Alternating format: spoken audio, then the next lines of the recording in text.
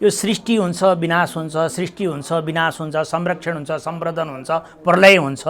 जस्तै सत्य त्रेता द्वापर युगमा जे जस्ता कुराहरू हुँदै आए त्यस्तै यो कलिकालमा पनि हुँदैछन्। भगवान या आचार्यहरूको कुनै पनि परम्परा छ भने यो पार्टीगत जस्तो पाठ्य ब्रान्च हुँदैन। अहिले जे भइरहेको छ, जस्तो भइरहेको छ, यो सबै भगवानकै लीला हो। लीला हो, यो हुनै पर्छ, यो युग धर्म हो। हिन्दू धर्ममा दलित, तल्लो जाति, कथित उपल्लो जाति, तल्लो जाति हुन्छ भनेर आरोप लाग्छ। यहाँ चाहिँ के छ? होइन, वर्ण व्यवस्था त कार्यअनुसार विभाजन भएको हो, त्यो राम्रो कुरा हो। नेपाल मात्रै सुरक्षा गरेर भारत सुरक्षा हुन्छ भन्ने कुरा पनि होइन। समग्र यो भगवानको अनन्त ब्रह्माण्डलाई नै हामीले समग्र रूपमा एउटा टिम, एउटा सङ्गठन बनाएर अगाडि बढौँ, मानव धर्मको सेवा गरौँ, प्राणीहरूको सेवा गरौँ, खगोल भूगोल प्राकृतिक पञ्चतत्त्वको सेवा गरौँ। जगन्नाथ धाममा हामी किन आउने, के पाउँछौँ, के का लागि आउने? दर्शकवृन्द नमस्कार, चुरो कुरोमा तपाईँलाई हार्दिक स्वागत छ। हामी आजको चुरो कुरो यस्तो पवित्र स्थानबाट रेकर्ड गर्दैछौँ, यस्तो पवित्र स्थानमा आएर चुरो कुरो सञ्चालन गर्दैछौँ। हामी काठमाडौँको बुढा नीलकण्ठ हात्तीगौडामा रहेको जगन्नाथ धामको यो दिव्य ठाउँबाट हामी चुरो कुरोको संवाद गर्दैछौँ। आजको चुरो कुरोमा हामी अघि पछि जस्तो राजनीतिक विषयमा चर्काचर्की गर्ने छैनौँ। हामी जगन्नाथ धाम के हो, जगन्नाथ धाम हाम्रो रीतिथिति, संस्कृति, धर्मसँग कसरी जोडिएको छ र यसले धर्मको कसरी संरक्षण गरेको छ, काठमाडौँको बुढा नीलकण्ठमा हात्तीगौडामा जगन्नाथ धाम किन स्थापना भयो, यसको उद्देश्य के छ, यसले के गर्दैछ भन्ने विषयमा केन्द्रित भएर संवाद गर्दैछौँ। यसका निमित्त जगद्गुरु श्री हिमालय बाबाजी हामीसँग हुनुहुन्छ। सबभन्दा पहिले म चुरो कुरोमा जगद्गुरु श्री हिमालय बाबाजीलाई स्वागत गर्छु। गुरुज्यू, तपाईँलाई चुरो कुरोमा हार्दिक स्वागत। नमस्कार। यस्तो पवित्र ठाउँमा बसेर हामी चुरो कुरो संवाद गर्दैछौँ, चुरै कुरो निकाल्ने प्रयास गर्दैछौँ। तपाईँसँग साक्षात् यसरी संवाद गर्न पाउँदा हामी हर्षविभोर छौँ। खासमा यो जगन्नाथ धामको परिकल्पना काठमाडौँको बुढा नीलकण्ठको हात्तीगौडामा यसरी सुरुवात गर्नुपर्छ भनेर कसरी सुरुवात भयो? तपाईँ यसको संरक्षक, पीठाधिपति पनि हुनुहुन्छ। मैले यहाँबाट सुरु गरेँ। यो जगन्नाथ भगवान कलिकालको प्रधान देवता भनेर शास्त्रमा वर्णन गरिएको छ। मनुष्य शरीरलाई जीवनयापन गर्नको लागि अन्नको आवश्यकता पर्छ। अन्न नै प्राण हो, कलौ अन्नगत प्राण भनेर भनिएको छ। प्राणको देवता नै जगन्नाथ। जगन्नाथमा भगवान श्रीकृष्ण, भगवान बलभद्र र भगवती सुभद्रा, तीन भाइ बहनको यो एउटा त्रिवेणी सङ्गम हो। यो त्रिवेणी सङ्गममा कलिकालमा जन्म लिएर आएका मनुष्य मात्र नभएर समस्त प्राणीहरू पनि यहाँ आएर भगवानको भजन, कीर्तन, सत्सङ्ग, प्रसाद हामीले ग्रहण गऱ्यौँ भने यहलोक और परलोक दुवै लोक चाहिँ सफल हुने यस्ता प्रमाणहरू शास्त्रमा भएको हुँदा भारतको उडिसा प्रान्तमा जगन्नाथ भगवानजीको प्राचीन स्वयम्भू पीठ वहाँ छ।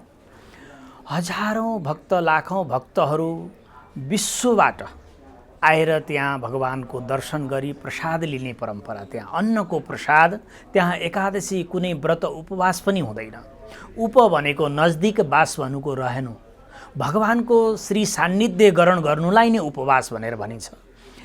त्यस्तै प्रकारको यहाँ पर जगन्नाथ भगवान यो पशुपतिको क्षेत्र, मुक्तिनाथको क्षेत्र, सीता मैयाको क्षेत्र, बुद्धको क्षेत्रमा पनि कलिकालमा यो जगन्नाथ भगवानको स्थापन गरेर, जस्तै भारतका मठ मन्दिर दिव्य धामहरूमा अन्न क्षेत्र भोज भण्डारको अति महत्त्व छ।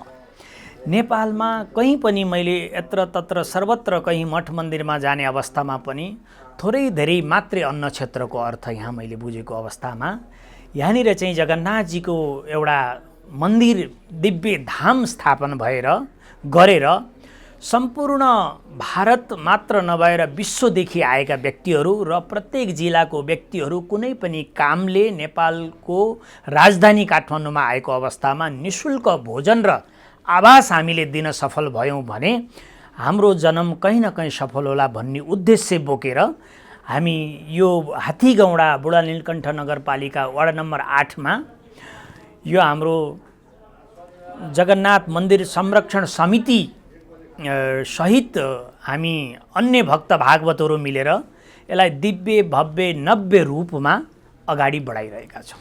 अब यो जगन्नाथपुरीको कुरा चर्चा गर्नुभयो, भारतमा छ, कतिपयलाई एउटा भ्रम पनि हुनसक्छ भारतको जगन्नाथपुरीको ब्रान्च हो कि, अथवा यो यहीँ स्थापना गरिएको 2066 सालदेखि तपाईँहरूले सुरुवात गर्नुभयो, त्यसको संरक्षक अधिपति नै पीठाधिपति नै तपाईँ हुनुहुन्छ, के यो भारतको जगन्नाथपुरीको ब्रान्च हो? हामीले यसलाई कसरी बुझौँ भने भगवान या आचार्यहरूको कुनै पनि परम्परा छ भने यो पार्टीगत जस्तो पाठ्य ब्रान्च हुँदैन।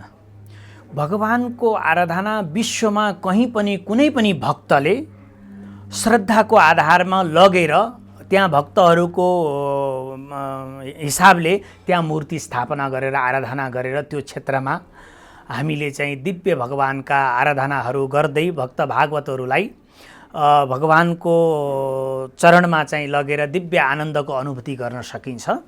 यसलाई ब्रान्चै भनेर यसरी भन्दाखेरि त्यही ट्रस्टको त्यही ट्रस्टीले सञ्चालन गरेको हो कि भन्ने अर्थ लाग्न सक्छ। तर चाहिँ भगवान कुनै एउटा संस्था र कुनै एउटा ट्रस्टी या कुनै प्रदेश या कुनै देशको हुँदैन। यो अखिल ब्रह्माण्डको नायक हो, अखिल ब्रह्माण्डको नायक, अनन्त ब्रह्माण्डको नायक पनि भनेर भनिन्छ। यस्तो भगवानलाई हामीले चाहिँ भक्तको आधारमा कुनै पनि देश काल परिस्थिति अनुसार कुनै पनि राष्ट्र प्रदेशमा स्थापना गरेर आराधना गरेर समस्त मानव जीवनको मात्र नभएर प्राणीहरूको पनि उद्धारको लागि यसरी स्थापना गरेर पूजापाठ आराधना गर्ने परम्परा छ। अब तपाईँले अघि सुरुवातमै जानकारी गराउनुभयो, कलियुगमा भगवानको पूजा आराधना गर्ने, जगन्नाथको प्रसाद खाने, अझ अन्नदाता अन्नको प्रसाद अन्नको पूजा गर्ने भनेर तपाईँले अघि भन्नुभयो। अब अहिले नेपालमा एउटा यस्तो किसिमको अवस्था सिर्जना भएको छ, धर्मनिरपेक्षताको नाममा हिन्दू धर्ममाथि प्रहार गर्ने, पश्चिमा संस्कृतिले हिन्दू संस्कृतिमाथि पूर्वीय दर्शनमाथि प्रहार गर्ने र क्रिस्चियनिटी बढेर हिन्दू धर्ममाथि नै आक्रमण गर्ने चेष्टा गरिएको चाहिँ हामी देख्न सक्छौँ। यस्तो अवस्थामा जगन्नाथ धामको उद्देश्य, लक्ष्य र त्यो कुरा, त्यो समस्यालाई समाधान गर्ने कुनै त्यस्तो उपाय छ? मैले बुझेअनुसार के भन्न चाहन्छु भने यो युग धर्मको लक्षण हो।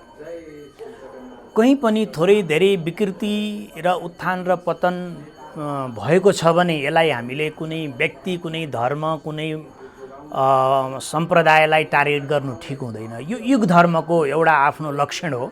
यो सृष्टि हुन्छ, विनाश हुन्छ, सृष्टि हुन्छ, विनाश हुन्छ, संरक्षण हुन्छ, सम्वर्धन हुन्छ, प्रलय हुन्छ। जस्तै सत्य त्रेता द्वापर युगमा जे जस्ता कुराहरू हुँदै आए त्यस्तै यो कलिकालमा पनि हुँदैछन्। यो कलिकाल समाप्त भएपछि फेरि चाहिँ सत्ययुग प्रारम्भ हुन्छ। अब यो यस्ता प्रकारका विकृतिहरू अलिकति चाहिँ नआयो भने त शास्त्र वेद पुराणमा लेखेका कुराहरू, ती ऋषि मुनिहरू भगवानको मुखबाट निश्रित भएका शब्दहरू नै गलत भए होइन। तर हामीले त्यो छ भनेर गर्दै जाने होइन, त्यो प्रकृतिले अनायास त्यो भइरहने कुराहरू हो। यसलाई त्यति सिरियसली चाहिँ लिनुपर्ने अवस्था सहज ढङ्गले जवाफ दिनुभयो। हाम्रो हिन्दू धर्म, हिन्दू संस्कृति, सभ्यताको, परम्पराको जुन भाव छ त्यो भाव तपाईँकोबाट प्रष्ट हुन्छ। किनभने अरू धर्मसँग, अरू जो धर्मले हामीलाई अप्ठ्यारो पारेको छ उनीहरूसँग कुरा गर्दा हाम्रो धर्ममाथि उनीहरूले प्रहार गर्ने शब्द र तपाईँले त्यो कुरालाई सहज रूपमा लिने शब्दले नै हिन्दू धर्म र संस्कृतिको परिचय दिन्छ। मैले चाहिँ बुझे अनुसार सबैभन्दा ठुलो धर्म भनेको मानव धर्म हो, प्राणीको संरक्षण हो, समस्त अनन्त ब्रह्माण्डको संरक्षण, सम्वर्धन र सञ्चालन हो होइन। अब एउटै व्यक्तिले एउटै चाहिँ 18 व्यक्तिलाई चाहिँ मोनिटर गर्छु, सञ्चालन गर्छु, सम्वर्धन गर्छु, चलाउँछु भन्दा हुँदी सबै अनर्थ लाग्न सक्छ। भगवानभन्दा अर्को व्यक्तिले सम्भवै छैन। भगवानको अंश या थोरै धेरै कलाको अवतारमा जो जति बुद्धिजीवी व्यक्तित्वहरू धरातलमा आउनुभएको छ उहाँले राष्ट्र, पृथ्वी लगायत समस्त ब्रह्माण्ड, जाति, यो पन्थ, सम्प्रदाय आदि आदि जे जति जसरी युग अनुसार बनेका छन् यिनलाई चाहिँ आफ्नो बुद्धि विवेक अनुसार निरन्तरता दिएको नै राम्रो हुन्छ जस्तो चाहिँ मलाई लाग्छ। अब नि हुन त यो धर्मनिरपेक्षता संविधानमा लेखिसकेपछि 2066 सालमा अन्तरिम संविधानले 63 सालमै भनिसकेको थियो यो सुरुवात भएको छ। जस्तो त्यसअघि हिन्दू राष्ट्र थियो नेपालमा, धर्मनिरपेक्षता भएपछि तपाईँहरूलाई यस्ता गतिविधि गर्न अथवा यी धामहरूका काम कारबाही सञ्चालन गर्न कुनै त्यस्तो अप्ठ्यारो भएको छ? होइन, त्यो विषय र यो विषयमा जमिन आसमानको फरक छ। त्यो केवल राष्ट्रको संरक्षण, सम्वर्धन र सञ्चालन एउटा ब्यालेन्स सिट हो। त्यो त्यति बेलाको व्यक्तित्वको आफ्नो बुद्धि विवेकको आधारमा एउटा चाहिँ डिपिआर बनाए जस्तो अवस्था हो। त्यो विषय र धर्मको विषयलाई चाहिँ जोड्नु मिल्दैन।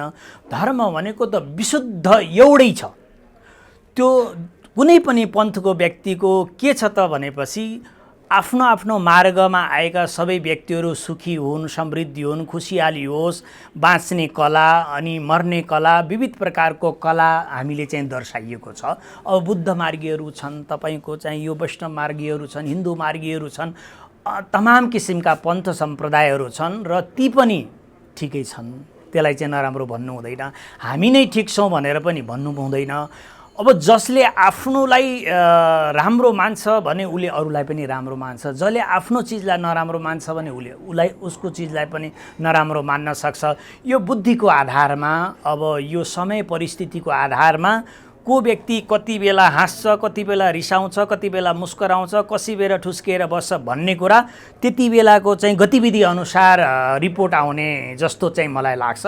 तर चाहिँ समग्र रूपमा हेर्ने हो भने हामीले चाहिँ वसुधैव कुटुम्बकम सर्वे भवन्तु सुखिनः भनेर जुन मन्त्र ऋचाहरू आदि आदि पढाउने गरेका छौँ, यसको अर्थ के त भनेपछि जसको बुद्धि क्षमता जति छ त्यसले जस्तो प्रकारको काम गर्दै गइरहेको छ त्यसको पनिसमेन्ट दिने चाहिँ समय आउँदा भगवान नै हो होइन। अहिले हामीले चाहिँ तैँले यो राम्रो गरेको छस्, यो राम्रो होइन भन्ने कुराको सर्टिफिकेट दिँदै जानु चाहिँ ठिक होइन जस्तो चाहिँ मलाई त्यसो भए अहिले जे भइरहेको छ, जस्तो भइरहेको छ, यो सबै भगवानकै लीला हो। लीला हो। यो हुनैपर्छ। यो हुनैपर्छ। यो युग धर्म हो। यसलाई युग धर्म भनेर भनिन्छ। त्यसो भए भगवानले भन्नुभएको छ निश्चित, भगवान श्रीकृष्णले नै होला कलियुगमा पापीहरूले, भगवान विष्णुले भन्नुभएको पापीहरूले जन्म लिनेछन्, त्यति बेला म कलिको अवतार भएर सबै कुराको संरक्षण गर्ने, नाश गर्ने, सबै कुरा गर्नेछु भन्नुभएको हामी पढ्न पाउँछौँ। त्यो उन्मुख भएको ठिक हो होइन। किन भनेपछि अब भगवानको मुखबाट जति पनि शब्दहरू निक्लेका ती सबै मन्त्रहरू हुन् होइन। ती मन्त्रहरू कुन मन्त्र कसले लिएर चाहिँ त्यसको अनुष्ठान गरेर आफ्नो वाणी सिद्धि गर्ने र कार्यलाई चाहिँ निरन्तरता दिने भन्ने कुरा त्यो व्यक्तिमा निर्भर पर्ने कुराहरू हो। त्यहाँ त धेरै प्रकारका मन्त्रहरू भगवानको मुखबाट निक्लेका छन्। कुन मन्त्र कुन उद्देश्य कुन विचारधारा लिएर जाने भन्ने बुद्धिको आधारमा निर्भर पर्छ। त्यसो भए पापीहरूको अब यहाँ बोलवाला हुन थाल्यो के कलिको रूपमा, कल्की अवतारको रूपमा भगवान आउने समय नजिक आएको हो? होइन, कल्की अवतार त हुन्छ भनेर शास्त्रमा लेखिएको छ, हुन्छ भनेर हामीले त्यति बेलासम्म प्रतीक्षा गर्ने, आएपछि हेरौँला भन्ने होइन। भगवानको प्रत्येक अवतार, सत्ययुगमा पनि सत्य त्रेता द्वापर कली थियो, त्रेता द्वापर कलीमा पनि सत्य त्रेता द्वापर हुन्छ। यो कलीको सत्ययुग हो र त्यो आउने बेलासम्म हामीले के कस्ता अघटित घटनाहरू घट्छन् त हेर्दै जाउँ भन्ने पनि ठिक होइन। मनुष्यले गर्ने काम मनुष्यले गर्दै जाने र भगवानले गर्ने दिएको निर्देश त्यो चाहिँ निरन्तरता तैलधारावत छिन्न अनवरत आइरहेको छ। त्यो अणोरणीयाम महतो मनियाम यति विशाल रूपमा आएको छ, हामीले त्यसलाई एक्सेप्ट गर्न पनि सकेका छैनौँ। यति सूक्ष्म रूपमा आएको छ, त्यो यो कलियुगी आँखाले देख्न पनि सकेको छैन। एक सेकेन्ड पनि कहीँबाट डिस्कनेक्ट भयो भने यो प्रलय नै हुन्छ। भगवानले निरन्तरता आदर्शन रूपमा मोनिटरिङ गरिरहनु भएको छ। भगवानकै निर्देशनमा यो सञ्चालित भइरहेको छ। अनन्त ब्रह्माण्ड, एउटा मात्रै होइन, एउटा राष्ट्र होइन, एउटा जाति कास्ट पन्थ प्रादरी मनुष्य होइन, 33 करोड योनि जति भगवानले चाहिँ सृष्टि गरिबक्सेको छ, ती सबै सञ्चालित भगवानद्वारा नै भइरहेका छन्। अब नि यो यस्तो भइरहँदा काठमाडौँको यो पवित्र ठाउँमा तपाईँहरूले जगन्नाथ धाम सुरुवात गर्नुभयो। अघि भनिसक्नुभयो पशुपतिनाथको देश, ऋषिहरूले तपस्या गरेको तपोभूमि भएको कारणले यहाँ गर्नुभयो। अब यहाँ मान्छेहरू कुन ढङ्गले कसरी कुन माध्यमबाट तपाईँहरूसँग यहाँ 77 जिल्लाका विश्वभरिका मान्छेहरू जोडिन चाहन्छन्, कसरी जोडेर यहाँ आउने त त्यो माध्यम के छ? यो साधनामा निर्भर पर्छ। साधना गर्ने व्यक्तिले कस्तो खालको साधना गरेको छ, एउटा लघु साधना गरेको छ, सङ्कीर्ण सोच भएर बसेको छ भने आफ्नो परिवारदेखि पनि दुखी भएर बसेको हामीले चाहिँ प्रमाण पाएका छौँ। एउटा चाहिँ विशाल हृदय लिएर त्यसले चाहिँ साधना गरेको छ भने यो विश्व परिवार नै एउटा जगन्नाथजीको परिवार हो। समय देशकाल परिस्थिति आउँदा यो राष्ट्रमा आएको अवस्थामा कुनै पनि जाति पन्थ वर्ग सम्प्रदायको व्यक्ति यहाँ आएको अवस्थामा, घुम्न आएको अवस्थामा या तीर्थ गर्न आएको अवस्थामा यो धाममा आएर एक रात बिताउने या कति कार्य कुन कामको लागि आएको छ, कति समय लाग्छ, त्यसको लागि हामीले भोजन र आवास दिने प्रयास गरौँ र त्यसले आफ्नो जुन कार्य लिएर आएको छ त्यो कार्य गरेर जाओस् भन्ने उद्देश्यले यहाँ हामी अगाडि बढिरहेका छौँ। यो जुनसुकै धर्म संस्कृति, जुनसुकै जात जाति, जुनसुकै सम्प्रदायसँग जोडिएको मान्छे आउन सक्छ कि हिन्दू धर्मसँग होइन, जोडिएको? यहाँ त्यो अब जस्तै नदीको पानी, नदी यो जगन्नाथ भगवान भनेको नि एउटा समुद्र हो, सागर हो, नदी हो, हिमालय हो। अब कसैको लाल पूर्जा भएको घरको भित्रको व्यवस्था त्यो व्यक्तिले गर्न सक्छ। मैले कसलाई भित्र जान दिने नदिने, मेरो नलको पानी कसले पिउने नपिउने भन्ने कुरा त्यसको आफ्नो निर्णय हुन सक्छ। यो त भगवानको लाल पूर्जा भएको ठाउँमा यहाँ कसैलाई चाहिँ रोकटोक हुँदैन। तर एउटा आरोप लाउँछन् नि, हिन्दू धर्मले छुवाछुतको कुरा गर्छ, हिन्दू धर्ममा दलित, तल्लो जाति, कथित उपल्लो जाति, तल्लो जाति हुन्छ भनेर आरोप लाग्छ। यहाँ चाहिँ के छ? होइन, वर्ण व्यवस्था त कार्य अनुसार विभाजन भएको हो, त्यो राम्रो कुरा हो। अब त्यसलाई चाहिँ छुवाछात भनेर चाहिँ कहिल्यै पनि मेरो दृष्टिमा अहिले राजनीतिक दृष्टिले हेर्ने हो भने छुवाछातको दृष्टि छ। नभएदेखि तपाईँ कुनै पनि कालखण्डको इतिहास हेर्नु, गाउँमा पनि तपाईँ हेर्नु भने समग्र रूपमा मानव मिलेर कोही काम गरेको छ। जस्तै खेती उब्जाउने एउटा किसानको टिम छ भने त्यहाँ तपाईँ ब्राह्मण, क्षेत्री, वैश्य, शूद्र, हिन्दू, मुस्लिम, क्रिश्चियन, सिखाई, बौद्ध, इसाई सबै मिलेर त्यो खेती गरेको छ र त्यो बाली पाकिसकेपछि त्यसलाई चाहिँ कुटेर त्यसलाई चाहिँ चामल बनाइसकेपछि पनि बसेर खाने अवस्थामा पनि विभाजन गरेर ल म पकाउँछु, त भाँडा माझ, त खा, म बाँड्छु, यहाँ बसेर खाऊँ, अब सबै यहीँ बस्छु भनेर त अवस्था आएन नि त। यो हलमा त त्यो व्यवस्था अनुसार बसेर खान पाइयो नि त, त्यही व्यवस्था हो। तर व्यक्तिले नबुझेको अवस्थामा यो एउटा युग धर्म मैले पहिले भनिसकेँ, किनकि अलिकति राम्रो नराम्रो कुरा नगर्ने हो भने कसैले ठाउँ पनि पाउँदैन। त्यो ठाउँ पाउनको लागि उसले यस्ता विषयहरूलाई चाहिँ फुटबल बनाएर खेलिरहेको हुन्छ। अलिकति वेदमा, चारवटै वेदमा न त्यहाँ छुवाछुतको कुरा छ, न त्यहाँ विभेदको कुरा छ, न दलितको कुरा छ। यो पछि चाहिँ अलिकति पहेँलो कपडाले बाँधेर राखेको वेद यहाँका चाहिँ अलिकति उपल्लो जाति भनिने पण्डित्याई गर्नेहरूले अलिकति नबुझेर यस्तो विभाजन ल्याउनु भयो भनेर आरोप लाग्छ कि हिन्दू धर्म अथवा यो चलाउनेहरूमाथि? वर्ण व्यवस्था अब त्यो मानवदेखि लिएर दानवसम्मको समस्त प्राणीको पुरै चाहिँ एउटा विज्ञान त शास्त्रमा वेद पुराण, उपपुराण आदिमा छन्। तर त्यो देशकाल परिस्थिति अनुसार कसरी चाहिँ प्रयोग र परिवर्तन गर्ने भन्ने कुरा त्यो शास्त्रीहरूले चाहिँ अवलोकन गर्नुपर्ने अवस्था हो। विवादमा चाहिँ यही कुरालाई कमजोरी ठानेर महिलाहरूमाथि हिन्दू धर्ममा अलिकति चाहिँ महिलाहरूलाई हेपिएको छ, दलितहरूलाई हेपिएको छ भनेर त्यो खेल्ने र आरोप लाउनेहरू अलिक सजिलो भएको छ। त्यो व्यक्तिले कुनै एउटा चाहिँ आफ्नो व्यक्तिगत स्वार्थको लागि मात्र एउटा चाहिँ मुद्दा उठाएको हुन सक्छ। समग्र एउटा टिम र राष्ट्रको उत्थानको लागि त्यो कुनै पनि फर्मुला काम आउँदैन। अब नि जस्तो यहाँ जगन्नाथ धाम सुरुवात गर्नुभएको छ, यो जगन्नाथ धाम सुरुवात गर्दाखेरि हामीले झट्ट हेर्दाखेरि यहाँ एउटा मन्दिर जस्तो, यो एउटा व्यवस्थापन जस्तो यो सबै देख्यो। अरू के कार्यक्रमहरू गर्नुभएको छ? जस्तै गौशाला बनाउने कुराहरू हामीले सुनिरहेका छौँ, पार्कका बाहिरतिर पार्क पनि बनाउने कुराहरू हामीले सुनिरहेका छौँ। यहाँ के कस्तो तरिकाले व्यवस्थापन गर्न? यहाँ भगवानको 35 रोपनी जग्गा छ, भगवानको, यो सबै भगवानको हो। अब अहिले यहाँ जगन्नाथ धाममा पञ्चायन देवता, विष्णु पञ्चायन देवताको हामी स्थापना गर्दैछौँ। यो धरातलमा 5वटा आचार्यहरू आउनुभयो, वैष्णव, विष्णुमार्गी, शिवमार्गी देखि लिएर शाक्तमार्गी, गणपति, सौर्यमार्गी, अलग अलग 5वटा आचार्य यहाँ आउनुभयो। 5वटा आचार्यले 5वटा देवतालाई प्रधान मानेर समस्त मानवको उद्धारको लागि यो परम्परा अगाडि बढाउनु भयो र त्यही खालको परम्परा पञ्चायत देवताको स्थापना गरेर एउटा देवता स्थापना गर्दा बित्तिकै एउटा सम्प्रदाय आउने भयो होइन।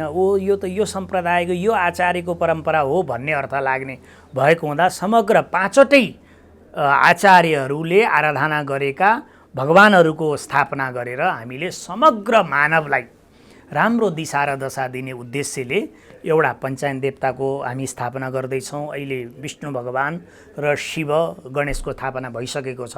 अब दुर्गा र सूर्यको हामी स्थापना गर्दैछौँ।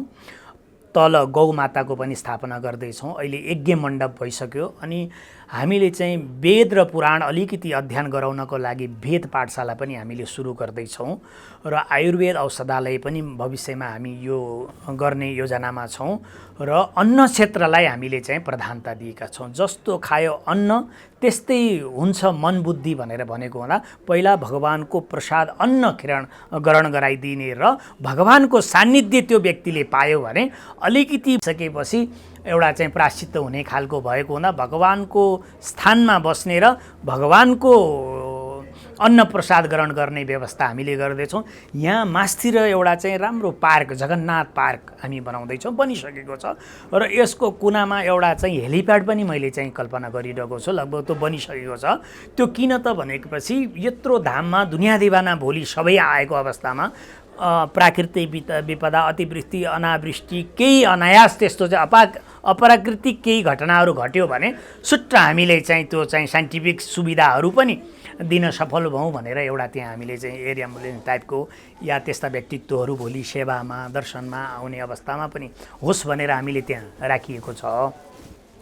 अरू चाहिँ अब दिने दिने नवम नवम भने जस्तो यो भगवानको धाम कहिल्यै पनि डिपिआर बनाएर बनाउने हुने पनि होइन, कुनै पार्क पनि होइन, कुनै विकासको प्रोजेक्ट होइन। गर्दै जाँदा सेवा शुश्रूषा गर्दै जाँदा आहिस्ता आहिस्ता आहिस्ता आहिस्ता आहिस्ता भगवानले कति ठुलो रूप लिन चाहनु भएको छ त्यही रूप अनुसार हामीले यसलाई अगाडि बढाउँदै अब यसको व्यवस्थापन खर्च सबै व्यवस्थापन कसरी कहाँबाट जुटाउनु भएको छ? अब यो आकाशवृत्तिले यो अहिले सञ्चालन भइरहेको छ। यो भक्त भागवतहरू यहाँ आएको अवस्थामा दानपेटीदेखि लिएर यहाँ कुनै ठेली पाउतीमा श्रद्धा अनुसार मुठी मानो पाथीदेखि लिएर थोरै धेरै रकम उहाँहरूले दिएको अवस्थामा सञ्चालन भइरहेको छ र अलिकति केही नेपाल सरकारको मार्फत पनि हामीले केही यो पार्क आदि बाटो अनि अलि यो सबै अलिअलि पहिला चाहिँ शहरी विकास मन्त्रालयबाट पनि हामीले केही अनुदान पाएर उहाँहरूले नै यो निर्माण गरेर हामीलाई एउटा गिफ्टको रूपमै दिनुभएको। हामीले कुनै पनि कार्य गर्दा हामीले भक्तहरूबाट पैसा लिएर काम चाहिँ गरेका छैनौँ, किनकि हामीले के भन्ने गरेका छौँ भने हाम्रो धामको यो एउटा रिक्वायरमेन्ट छ, तपाईँ त्यो भित्र बस्नुहुन्छ भने तपाईँले आफै निर्माण गरेर हामीलाई चाहिँ त्यो दिनुहोस् भनेर भन्ने गरेका छौँ। त्यो गर्दा अति आनन्द र चाहिँ राम्रो पनि हामीलाई लागेको हुँदा अहिले जे जति निर्माणहरू भइरहेका छन् त्यही खालले त्यही प्रकारले भइरहेका छन्। अब यो यस्तो पवित्र धाम बनाउनु भएको छ, यो पवित्र ठाउँ पवित्र धाम बनाउनु भएर यसरी सत्सङ्ग गरिराख्नु भएको छ, स्थानीयहरूको प्रतिक्रिया के छ, के भन्नुहुन्छ? अब होइन, अब स्थानीयहरूको प्रतिक्रिया एकदमै राम्रो छ। अब सबै राम्रो होस् सबैले राम्रो भन्नु पनि छैन, किनकि राम्रो नराम्रो दुवै खालको रिपोर्ट नआएसम्म हामी कुनै पनि कार्य गर्न सकिँदैन। सबै व्यक्तित्वमा सत्वगुण रजोगुण तमोगुण हुन्छ, त्यो पनि समय देशकाल परिस्थिति अनुसार डेभलप हुने हो। मन अति चञ्चल हुन्छ, अहिले यति बेला म खुसी छु भने एकछिनपछि रिसाउन पनि सक्छु। त्यो आधारमा यो समग्र हाम्रो टोलदेखि लिएर क्षेत्रको बासिन्दाहरू अति नै उत्साह र उमङ्ग देखिएको छ, किनकि उहाँहरूले कुनै पनि कार्यमा अवरोध कुनै अप्ठ्यारो छैन। अब म अन्तिम प्रश्न सोध्छु तपाईँलाई। जस्तो पशुपति जान्छौँ हामी, स्वयम्भू जान्छौँ हामी, विभिन्न मठ मन्दिरमा दक्षिणकाली जान्छौँ हामी, मनोकामना जान्छौँ, यो जगन्नाथ त्यहाँ आफ्नो आफ्नो एउटा उद्देश्य बोकेर गइराखेको हुन्छ। मान्छे वरदान माग्छ, अब के माग्छ भगवानसँग माग्छ। जगन्नाथ धाममा हामी किन आउने, के पाउँछौँ, के का लागि आउने, आम यो टेलिभिजन हेरेर बसिरहनुभएका दर्शकलाई नेपाली जनतालाई म के भन्न चाहन्छु भनेपछि जगन्नाथ भगवान भनेको अन्नको देवता हो, प्राणको देवता हो। यहाँ हामी आयौँ भने जन्मेदेखि व्यक्तिलाई माको गर्भदेखि नै खाना चाहिन्छ। प्राण नगएसम्म त्यसलाई चाहिने भनेको खाने नै हो। यो अन्नको देवता जगन्नाथ भएको हुँदा जन्मेदेखि मर्नुभन्दा अगाडि कलियुगी प्राणीले चाहेका अपेक्षाहरू, सङ्कल्पहरू, उद्देश्यहरू पूर्तिको लागि जगन्नाथ भगवानको दर्शन गर्नुभयो भने उहाँको झोलीमा सबै प्रकारको अणिमादि अष्टैश्वर्य रिद्धि सिद्धि प्राप्त हुनेछ र त्यो सिद्धिले उसले आफ्नो जीवन आनन्दमय जीवन बिताउन सक्छ भन्ने हामीले चाहिँ शास्त्र सम्मत कार्यहरू अध्ययन गुरुमुख भएर अध्ययन गरिएको हुँदा सबै भक्त भागवतहरूलाई जगन्नाथ भगवानको दर्शन गर्दाखेरि सबै प्रकारको मनोकामना सिद्धि हुने हुँदा र मानव जीवन सफल हुने भएको हुँदा समय परिस्थिति अनुकूल भएको अवस्थामा जगन्नाथ धामको दर्शन गर्न आउन र प्रसाद लिनलाई मैले आह्वान गर्छु सबै दर्शनार्थीहरूलाई। र यो समग्र हाम्रो जगन्नाथ धाम परिवार टिम सहित यो धाम निरन्तर अगाडि बढाउनमा एकत्र भएर सङ्घे शक्ति कलौयुगे भने जस्तो एकत्र भएर हामी अगाडि बढिरहेका छौँ। आउने दिनमा यस्ता प्रकारका धर्मशालाहरू पनि निर्माण हुनेछन् र हामी यहाँ बसेर भोजन प्रसाद र साधनाको सहितको आनन्दको एउटा नदीमा डुब्की लगाउनेछौँ भन्ने आशा लिएर मैले भक्त भागवतहरूलाई पनि यही भन्ने गरेको छु। अन्तिममा केही भन्नु छ? मैले सोध्न छुटाएका केही प्रश्न हुन सक्छन्। यो विषय मेरो लागि नितान्त नयाँ विषय थियो। मैले के भन्न चाहन्छु भने यो मानव चोला अति दुर्लभ मानव चोला हो। कुनै पनि एउटा पद प्रतिष्ठामा आसीन हुनको लागि या घरको स्वामित्व प्राप्त गर्नका लागि जुन विचारधारा लिएर अगाडि बढिएको हुन्छ त्यो विचारधाराभन्दा माथि उठेर समग्र यो भगवानको लीलाभूमिलाई नेपाल मात्रै सुरक्षा गरेर भारत सुरक्षा हुन्छ भन्ने कुरा पनि होइन। समग्र यो भगवानको अनन्त ब्रह्माण्डलाई नै हामीले समग्र रूपमा एउटा टिम एउटा सङ्गठन बनाएर अगाडि बढौँ, मानव धर्मको सेवा गरौँ, प्राणीहरूको सेवा गरौँ, खगोल भूगोल प्राकृतिक पञ्चतत्त्वको सेवा गरौँ भन्ने भाव राख्यौँ भने हामी समग्र रूपमा विकास हुन्छौँ। अब मेरो देशमा त कुनै चाहिँ टेररिस्टले बम फोडेको छैन, म सुरक्षित छु, उसको देशमा फोड्यो भनेर यहाँ ताली पड्काएर उसले चाहिँ ल खायो अब भन्ने अर्थ लाग्छ भने यहाँ पनि फोरिएको छ भन्ने अर्थ लाग्नु। र म के भन्न चाहन्छु भने विश्वमा सर्वे भवन्तु सुखिनः सर्वे सन्तु निरामयाः सर्वे भद्राणि पश्यन्तु मा कश्चित् दुःखभाग् भवेत् भनेर जसरी अनादिकालदेखि हामी मन्त्र ऋचाहरू पढ्दै आएका छौँ त्यही प्र्याक्टिकलमा प्रयोगमा पनि त्यही होस् भन्ने उद्देश्यले म यहाँ साधना पनि गर्दैछु। सबैलाई यही भाव जागरुक होस् भन्ने एउटा आह्वान पनि गर्न चाहन्छु। हजुरलाई धेरै धेरै धन्यवाद छ। जय जगन्नाथ। महत्त्वपूर्ण समय दिनुभयो, महत्त्वपूर्ण बाढीहरू राखिदिनु भयो। यो अवस्थामा धर्ममाथि चारैतिरबाट प्रहार भइरहेको समयमा जगन्नाथ धामको बारेमा र जगन्नाथ धामको दर्शन गरिसकेपछि त्यो पवित्र स्थानमा टेकिसकेपछि के फल पाइन्छ भन्ने कुरा पनि जानकारी गराइदिनु भयो। आज पहिलोपटक मैले यो विषयमा यसरी कुरा गर्ने अवसर पाएँ, समय दिनुभयो, यसको लागि तपाईँलाई हार्दिक जय जगन्नाथ। जय जगन्नाथ।